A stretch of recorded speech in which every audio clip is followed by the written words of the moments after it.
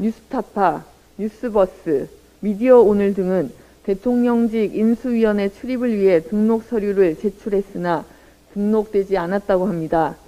기자단 단체 대화방에서도 제외됐다는 것입니다. 지난 6일 신문의 날 기념행사에 참석한 윤 당선자는 언론의 재언도 쓴소리도 경청할 것이다 라고 말했습니다. 윤 당선자에게 묻습니다. 경청할 언론사의 자격 요건은 과연 무엇입니까? 쓴소리의 기준은 도대체 무엇입니까? 비판 기사를 쓴 언론은 경청은커녕 취재의 기회조차 박탈하는 것이 윤 당선자의 정의입니까? 내 편이 아니면 짓밟고 말 안 들으면 내쫓았던 이명박 정부, 그 말로에서 교훈을 얻어야 할 것입니다. 미디어 오늘. 네, 배재정입니다. 윤석열 당선자는 언론 통제, 언론 길들이기라는 잘못된 욕망을 포기하십시오. 최근 듣도 보도 못한 일이 발생하고 있습니다.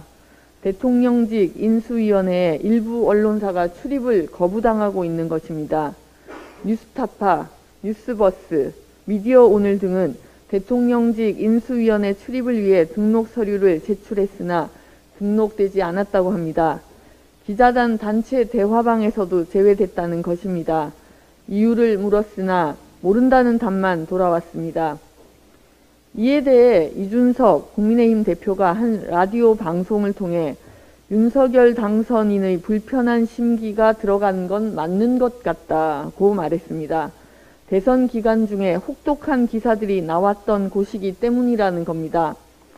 여기에 덧붙여 이 대표는 다소간의 기싸움 정도로 보면 될 것 같다는 말까지 했습니다.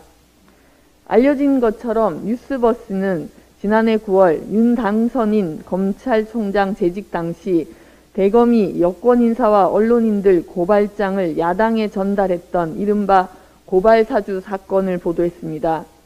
뉴스타파는 윤 당선인 배우자 김건희 씨의 주가 조작 연루 의혹 등을 보도해왔습니다. 언론사 취재를 불허한다는 것은 독재 정권 시절에나 있었던 언론 통제입니다.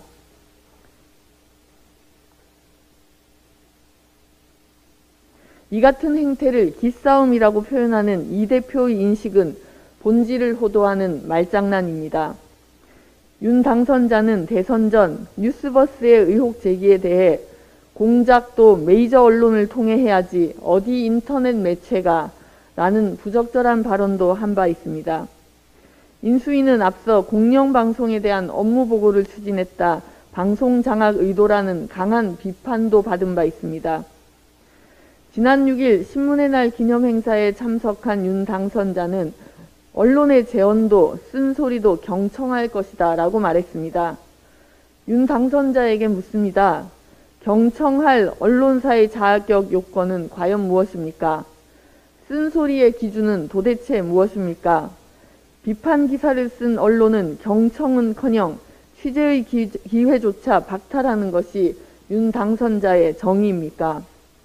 내 편이 아니면 짓밟고 말 안 들으면 내쫓았던 이명박 정부, 그 말로에서 교훈을 얻어야 할 것입니다. 제 말을 경청하십시오. 이상입니다.